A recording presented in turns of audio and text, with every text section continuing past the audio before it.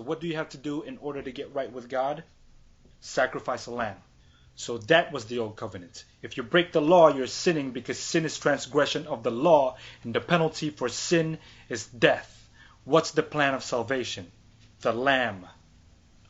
The spotless, the clean lamb will take your place in death.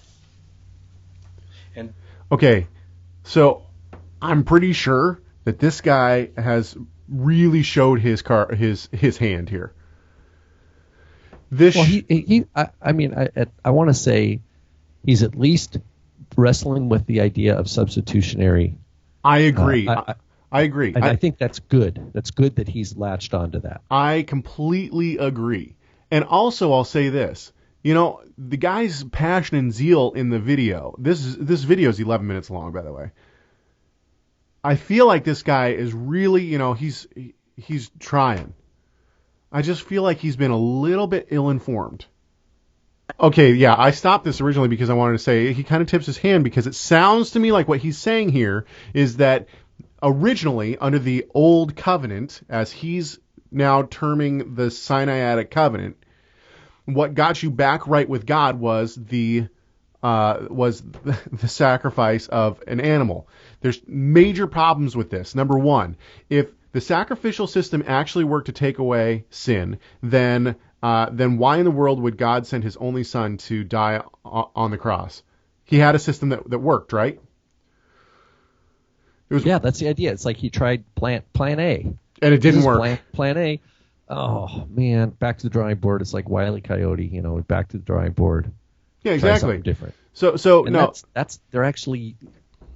That's part of dispensationalism, right? Is it true to say that all dispensationalists believed that it was a plan A and then a plan B, or no. Did they just say? So those are okay. We want to be clear that those aren't the same. So dispensationalists would actually not differ in term. Well, I shouldn't say that. Some would, but I don't think it's necessarily within dispensationalism. I don't think it's necessarily the idea of salvation. So those ideas don't have to necessarily be attached. No, what I think changes mainly. Now there are exceptions because I think that someone like Dr. Paul Wagner is going to actually agree with you that basically King David was not saved.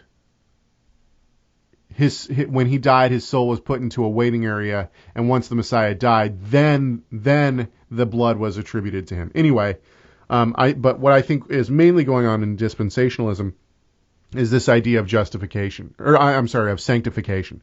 So sanctification is what changes within there's a dispensation of and the people of God change too.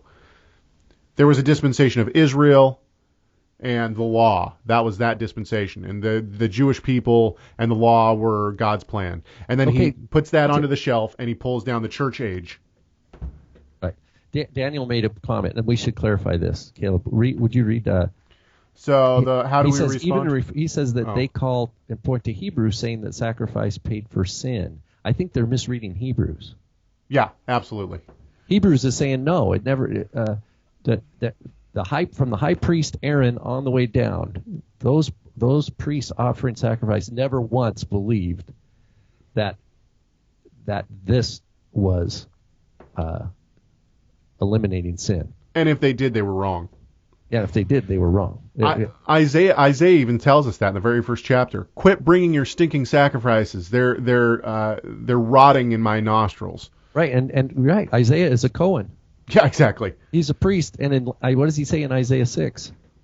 I am undone. I'm a man of unclean lips, dwell among a people of unclean lips, and I've seen the Lord of glory. So here's this idea of even a priest who's they know they're shaking in their shoes offering these sacrifices, especially the sin offerings, because they know, okay, we're doing what's commanded, but the people are just getting worse.